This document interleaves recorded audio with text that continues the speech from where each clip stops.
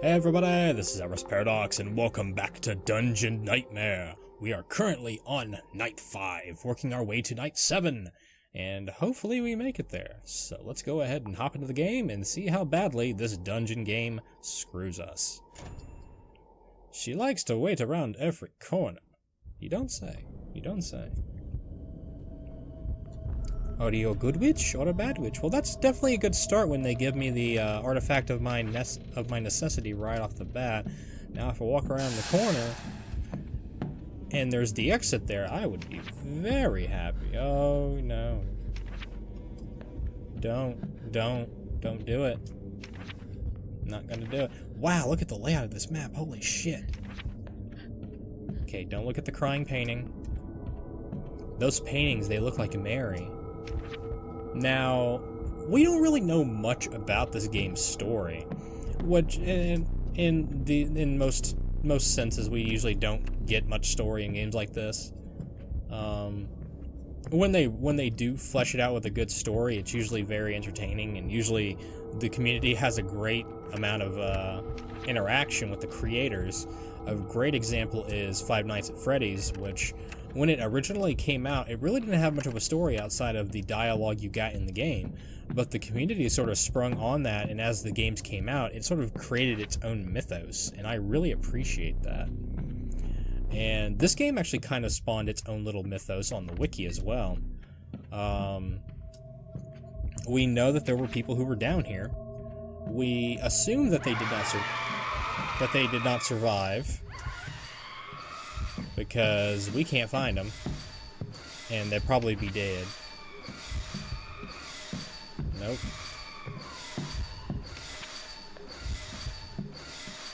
She really doesn't want me to get out of here.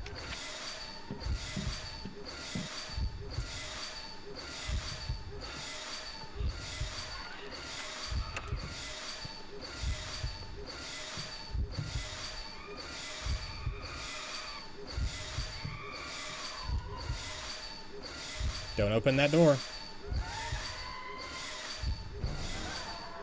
Oh, come on. I was told that she wouldn't be able to do that.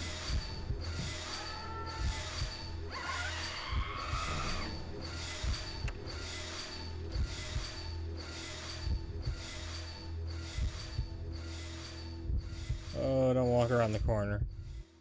Don't walk around the corner, creepy. That's weird, because at the beginning of the game, there was a note that said that he was running away from something chasing him, and he closed the door, and it went away. Shit, I don't know. Oh, fuck, she disappeared. But yeah, that's weird. Unless it was only referring to, like, the skeletons. Which, I could see that. Like, the skeletons, they disengage when they lose line of sight of you, so that kind of makes sense, but... No, I would have assumed that it was her that sort of disappears when she gets the door slammed on her. That's weird, though. That was almost a game over state if I hadn't stopped what I was doing to find out what the hell was going on. That was almost a failure state. Almost. Whoa, that was weird. That was a weird graphical bug. Oh, look, the exit! Oh, now look at the skeleton, just in case he's a red herring. Oh, we escaped one more time. That one wasn't too bad. But now we are on to night 6, so that could be substantially less fun. 3 minutes, 19 seconds, that's not too bad. Indeed. Not too many notes, not too many candles, and not too much gold. But we found most things. It's time to see the truth. I'm pretty sure I've seen the truth that this place is fucked up. Night 6 awaits. Let's do it. Once the game loads. And here we are. So let's go ahead. Find every secret chest if you can. Apologies. Oh shit. Things have certainly gone downhill on night 6. The walls and the floor are bleeding, and so is, I'm assuming, the ceiling. Yes, it is. Oh, good. Good. Evil growling door monster. Okay, let's look at the map. Ooh. This one's a little bit more sprawling. The other ones were a little bit more congested. They were, shorter hallways, more rooms. And this is supposed to be the second to last night, so I'm guessing that things are going to get very hairy. There's probably going to be more skeletons roaming around as well. Yeah, I mean, the level design has definitely taken a direct turn now. I didn't actually notice if any of the other levels as we've progressed changed that much, other than general layout, because this is procedurally generated, or at least randomly generated, I should say. I don't think it's actually procedural. We do have some new sound effects going on, though. It sounded like someone was walking up behind me. Oh, good. I'm guessing she's going to be on me relatively quickly as well. I wouldn't look in the mirror. Yeah, I wouldn't either. Okay, those fuckers can only move when they're looked at, so... if I play carefully, I'll be fine. Now, another interesting thing I thought about as I was working my way here is that... well, there's the book. I don't think the skeletons themselves can see you to a certain point if the light is on. So, like, if you have a candle out, they can see you better. But if it's not, then... shit, okay. Let's make her come into the room and go around the pillar. Okay, let's run the fuck out. Good God, she looked creepy as shit. She looks like she was flayed. I haven't actually gotten that good a look at her thus far. I've usually been keeping myself at a pretty respectable distance. Close the door, close the door, close the door. Give her a barrier to beat her face into. Come on! Yeah, I really don't like the posters. I don't know what the hell those things do, but they can be good, whatever the hell it is. Okay, not that way, clearly. Jesus, the music is really loud right now, too. Alright, let's head south for the winter. Okay, sounds like we're slowly losing her. Yeah, I had a feeling she was going to become a lot more aggressive now that we're this far in. There's that sounded like a blade falling again. Okay. Shit, fuck you. I thought it was a skeleton, I was about to be pissed. Skeletons honestly worry me more than a lot of the things in this dungeon, because they have a tendency to actually block hallways. I'm actually waiting for something to be physically behind one of those. Oh, good. Let's just act like we did not see him, and move the hell on.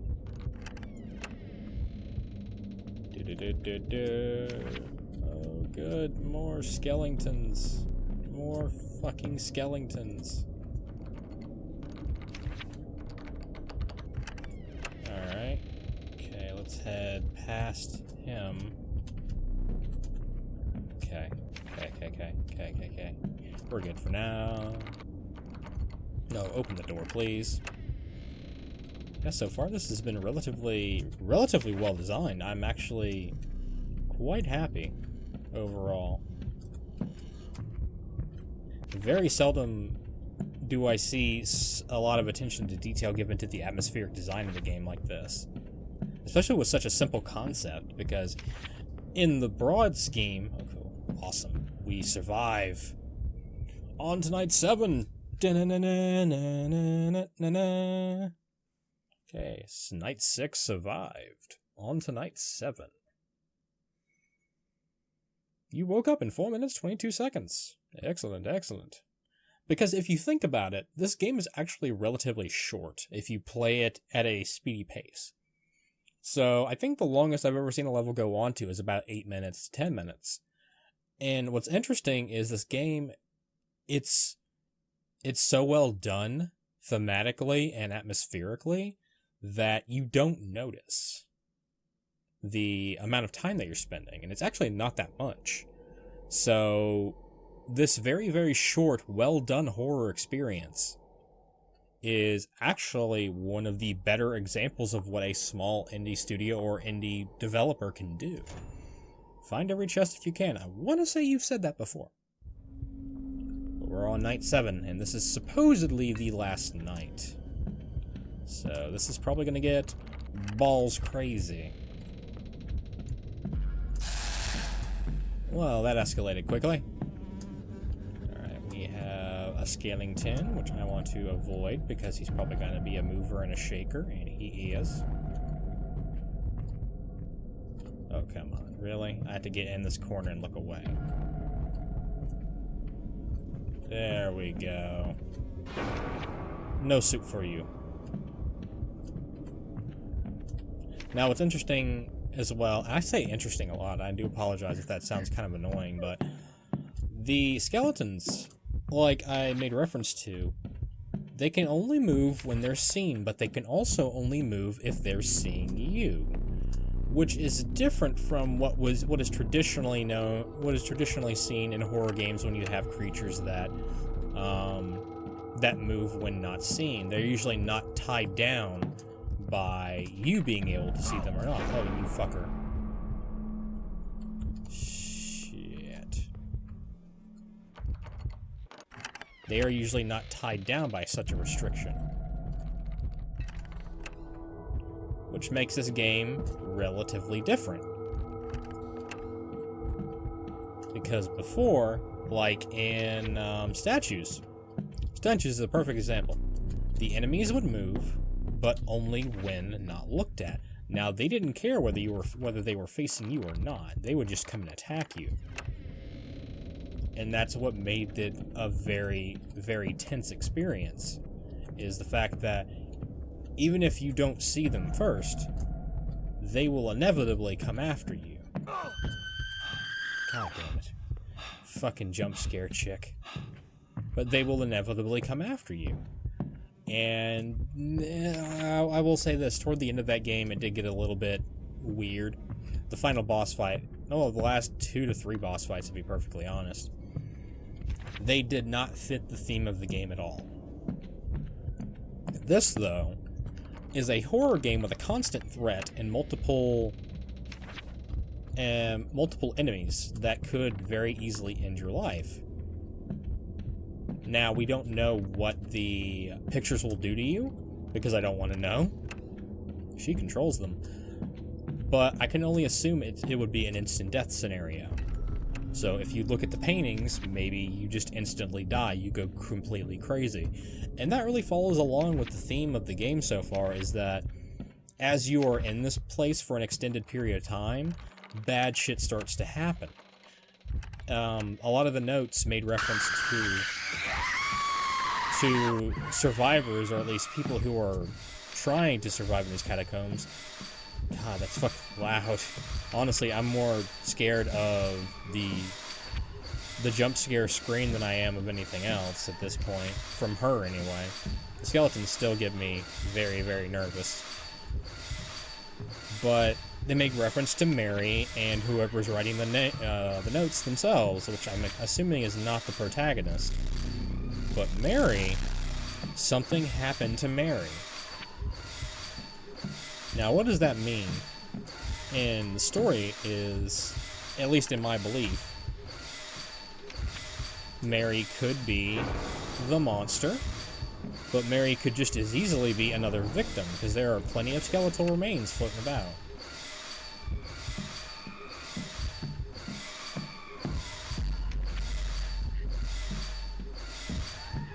There are plenty of those around, for sure.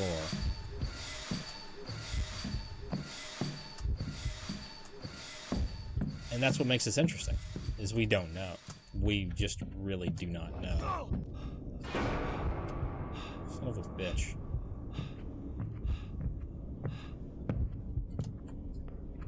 I fucking hate the skeletons more than anything else. Good God, those fuckers. They wouldn't be so bad if they were not an obstacle right from the get-go.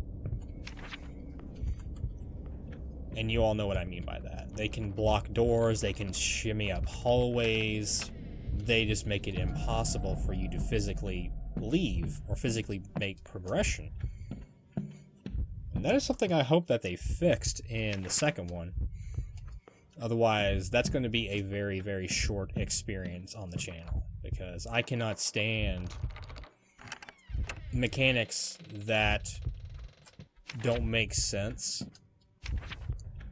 or that completely shatter the progression and the actual movement of the game. Oh, good. Scary, deep breath voiced monsters. Oh, here we go. Watch the skeleton. And we're out! We are out! We are safe. We are secure. Night 7 survived. You woke up in 5 minutes, 14 seconds. Fantastic. Oh, good. So very good.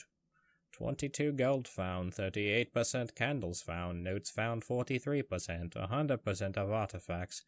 Your nightmare ends here. Indubitably.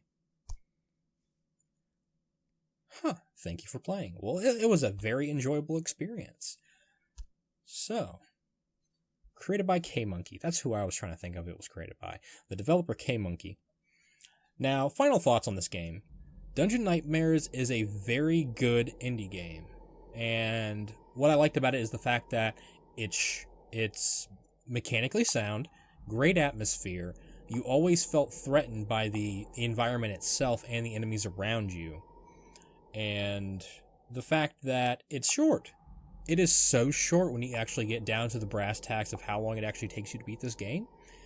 If you played and did not die between nights 1 and 7, it's roughly in the ballpark of maybe an hour and a half if you're taking things relatively slow. But yeah, this has been Dungeon Nightmares. If you want to see more games like this, please make sure to like the video, comment in the comment section below, share, subscribe, follow me on social media, and if you want to do a little bit more, be a Patreon subscriber, be a Paradoxian. And as always, I will see you in the next one. Bye-bye!